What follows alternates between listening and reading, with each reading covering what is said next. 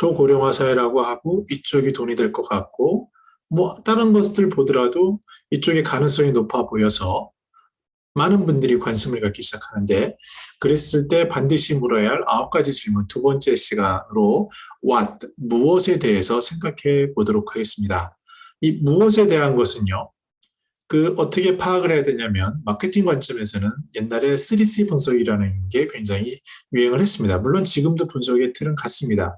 즉 시장, 커스터머라고 할 수 있는 시장은 어떻게 생겼는지 그리고 자사, 우리의 경쟁력, 나의 경쟁력은 뭔지 특히 중요한 것은 컴피티터, 경쟁사들은 어떻게 하는지 이 속에서 제가 가진 자원과 그 능력이나 시간이나 물질이나 이런 것에 한계가 있기 때문에 내가 어디에 포커스할 것인지 어떤 선택을 할 것인지 이러한 질문들에 대한 것이 바로 두 번째로 진지하게 물어야 할 무엇인가입니다.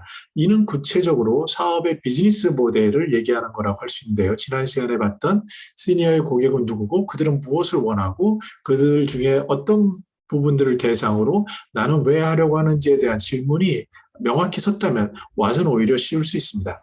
그때 생각해야 되는 게 왓에 대해서 3C 분석과 포커스라는 개념을 말씀드릴 수 있습니다. 예전에요, 2000년 전 또는 최근이라고 하더라도 맥킨지가 한 번은 굉장히 활성화된 적이 있는데 지금은 이제 그렇지 않은 부분도 있고요.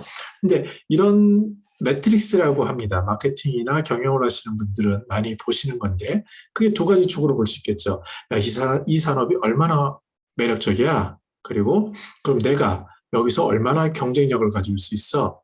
이런 틀로 보는 것이 바로 3C 분석의 기본이라고 할 수 있겠습니다. 즉 시장은 있죠. 제가 만약에 어떠한 시니어들이 버킷리스트라는 여행 같은 것을 도와주는 시장을 해야겠어라고 정했을 때 그러면 실제로 시장은 어떻게 생겼지? 고객들은 누구지? 이런 질문을 했을 때 그 고객이 건강 상태는 어떻지?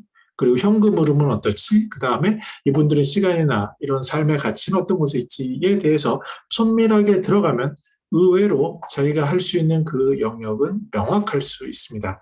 그 다음 질문할 거는 그런데 내가 이분들의 이러한 욕구를 충족할 수 있을까라는 겁니다. 내가 내 능력으로 할 수 있나? 근데 다행인 것은 요새는 본인이 하지 않더라도 이렇게 연결해서 플랫폼으로 할 수 있는 것들이 많습니다. 제가 작년에 이제 리서치 일을 한다고 말씀드렸는데요. 굉장히 옛날로 치면 네이버 같은 그런 아주 선도 유망한 기업 창업주들과 인터뷰를 한 적이 있습니다. 거기서 느낀 것은 이 젊은 사업가들의 관점은 이전과 굉장히 다르고요. 정보도 많고 기술적인 능력도 탁월한데 더 나아가서 이분들은 플랫폼적인 사고를 가지고 있습니다. 핵심적인 사고를 가지고 꾸준히 투자하고 꾸준히 밀어붙여서 그것을 만드는 그런 역량을 가지고 있다는 거죠. 그랬을 때 생각하는 게 본인이 다 하는 게 아니라 시너지를 내거나 어떠한 투자를 받거나 아니면 제휴를 하거나 그런 식으로 하는 본질에 집중하는 거라고 할 수 있겠습니다. 최근 앞으로 미래 사회에 그 본질이 무엇이냐라는 질문을 한다면 저는 단연코는 빅데이터고 그리고 그 속에 있는 빅데이터 기반의 어떤 합리적인 판단력 그리고 창업가의 그 마인드 그 미션 이런 것이라고 장담할 수 있습니다. 예전에는 그렇지 않았죠. 예전에는 사업을 하려고 그러면 자금도 필요하고 이것도 필요하고 사람도 필요하고 이랬지만 지금은 그때보다 너무나 더 좋아져서 명확한 아이디어가 있다면 특히 명확한 그 미션과 그 창업자의 자질과 비즈니스 모델이 있다면 도와줄 사람들이 너무 많은 것 같습니다. 물론 초기에 그 어려움을 극복해야 하는 과제는 있지만 그런 것을 극복하신 많은 분들이 이런 모습을 만들어냈는데 그분들이 처음에 생각하는 것은 이 시장에 어느 시장이 매력적이고 내가 그걸 할 수 있느냐라는 이런 두 가지 X축, Y축의 매트릭스의 판단이라고 할 수 있습니다. 그래서 궁극적으로 알고 싶은 건 뭐냐면 내가 그 시장에 경쟁력이 있냐는 거죠. 즉 차별적 경쟁력이 있냐는 겁니다. 유통을 하는 제 지인들이 많이 있는데요.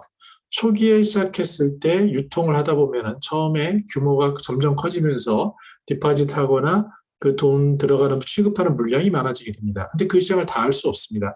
그래서 자기가 잘할 수 있는 빈 시장, 자기가 그나마 경쟁력이 있는 시장, 또는 그게 안 된다면 가격의 유통 마진을 낮춰서 안정적으로 갈 수 있는 시장, 그걸 니치 마켓이라고도 하는데 그 시장을 정확히 찾아서 자기가 할 수 있는 역량이 부족한 것을 보완을 해서 만들어가는 그런 사례를 볼 수 있었습니다. 즉, 당신의 생각하는 컴패러티브 어드밴티지가 뭐냐는 거죠. 저 같은 유튜브로 보면은 많은 분들이 뭐 실망도 많이 하시고 3년 넘게 거의 몇백, 800개, 900개 콘텐츠를 했지만 구독자 증가 숫자도 이제서 10,000명이고 이렇습니다. 근데 제가 생각하는 컴패러티브 어드밴티지는 뭐냐면 매년 그래도 1,000명 이상의 시니어들을 만나고 제가 종사하는 분야는 시니어 비즈니스에서 그래서 탑티어부터 일반인까지 모든 것을 다 들을 수 있는 기회가 있다는 것 그리고 더 중요한 것은 저는 가볍게 영상을 무한정 찍어낼 수 있다는 것 그리고 그 일을 내가 좋아하기 때문에 계속 할 수 있다는 것 그래서 우스갯소리로 50 플러스 재단에서 유튜브 그 제가 이긴데요. 그런 말씀을 하시더라고요. 다작. 많이 만들어낸다고 하는데 저는 그건 정말 자신 있는 부분입니다. 그래서 그것이 무엇이든 간에 자신의 차별적 경쟁력을 찾는 것, 이것이 핵심일 것 같고요. 그것을 찾아내는 노력이 필요합니다. 다음으로 생각할 것은 자 그것을 찾았다 하더라도 여러 가지 선택이 있을 겁니다. 근데 기업이나 심지어 대기업도 마찬가지예요. 저도 대기업에 굉장히 많이 있었고 특히 오너 조직에도 많이 있었는데 심지어 대기업이라고 할지라도 우선순위가 있습니다. 그 우선순위는 주로 오너가 생각하는 우선순위일 수도 있고요. 또는 그 사업본부의 단장들이 생각하는 우선순위도 있고 그것들은 다 KPI로 연관이 되고요. 그래서 삼성이나 LG나 이런 곳에서 모든가를 다 한다라고 하지 않지 않습니까? 거기도 자원의 그 할당과 선택과 집중이 필요한데 그 이유는 예산의 한계, 인력의 한계, 시간의 한계가 필요하기 때문입니다. 예전에 어떤 대기업에서 시니어들의 정보 플랫폼을 만들겠다라는 사업을 하신 적이 있습니다. 그래서 직원을 무려 처음에 뭐 5명 정도로 시작했다가 30명 정도 투입을 했습니다. 근데 중요한 문제가 생겼죠. 지속 가능성이 떨어진 겁니다. 거기서 생길 수 있는 이익하고요. 30명의 인건비 대기업이니까 그 비용을 지속 가능하게 할 수 있느냐는 완전히 다른 얘기가 되는 거죠. 그래서 기업이 크거나 작거나 자원의 제약과 또 기회비용이라는 게 발생하기 때문에 우리는 선택과 집중을 해야 합니다. 최근에 만난 그 젊은 그 부모님들을 위해서 그분들의 활동 범위를 넓혀주겠다는 아주 뛰어난 사업가들을 뵀는데요. 이분들도 할 수 있는 게 많을 겁니다. 근데 모든 것을 다 할 수는 없죠. 왜냐하면 직원 수가 뭐 기껏해 10명일 거고요. 그 10명들이 하나에 달라붙기도 어렵고 서로 달라붙었다 하더라도 다른 경쟁자들이 있고요. 더 중요한 것은 대기업에서는 그것을 보고 빨리 캐치해서 뺏어갈 수도 있고 심지어 아니면은 미투 방식으로 새로운 또 모델을 만들어낼 수 있기 때문에 사업을 한다는 것은 선택과 집중, 이것이 굉장히 중요하고 그 영역은 규모가 작을수록 아주 촌밀한 작은 것부터 시작을 해야 할 것 같습니다. 소셜벤처 파트너스 서울이라는 곳에서 소셜벤처의 창업가들을 여러분들을 뵀습니다. 그러면서 현재 시점에서 많은 시간이 지나서 굉장히 이름만 치면 아는 모두가 들어봤을 만한 대단한 그런 기업을 이루신 분들을 보면 공통점이 하나가 있습니다. 그분들은 정확히 자신이 뭘 해야 될지 미션을 정했고요. 그것은 한 단어 정도로 정리될 수 있는 것들입니다. 그리고 그것을 무단히 꾸준히 해왔고요.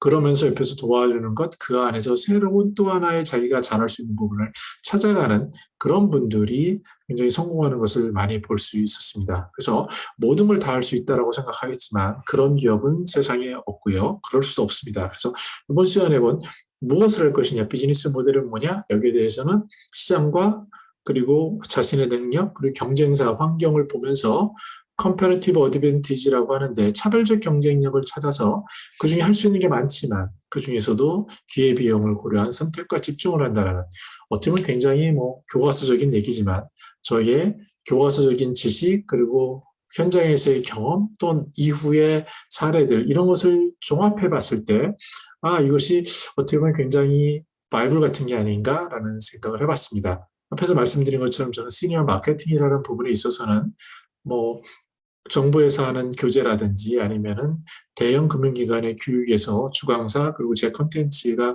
많이 사용되고 있는데요. 그런 것들로 봤을 때 너무 단순해 보이지만 이것은 그만큼 중요한 게 아닌가.